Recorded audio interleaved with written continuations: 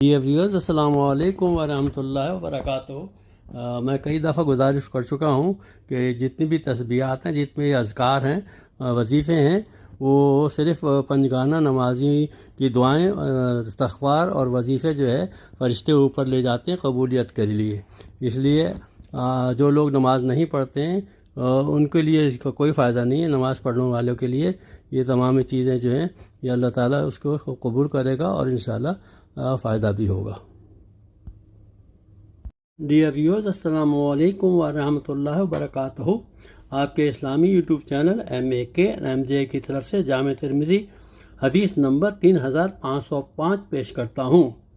امام ترمذی محمد بن یحییٰ سے روایت کرتے ہیں کہ رسول اللہ محمد صلی اللہ علیہ وسلم نے فرمایا، ذوالنون یعنی حضرت یونس علیہ السلام کی دعا جو انہوں نے مچھلی کے پیٹ میں رہنے کے دوران کی تھی وہ یہ ہے: لا الہ الا انت سبحانک انی کنت من الظالمین۔ تیرے سوا کوئی معبود برحق نہیں، تو پاک ہے، میں ہی ظالم یعنی خطا کار ہوں۔ کیونکہ یہ ایسی دعا ہے کہ جب بھی کوئی مسلمان شخص اسے پڑھ کر دعا کرے گا اللہ تعالیٰ اس کی دعا قبول فرمائے گا انشاءاللہ۔ پنجگانہ نمازی اس حدیث پر عمل کریں اور ثواب جاریہ کے لیے فارورڈ بھی کر دیں۔ اللہ حافظ۔ السلام علیکم ورحمۃ اللہ وبرکاتہ۔ 3 قرآنی دعاؤں کا وظیفہ پیش کرتا ہوں۔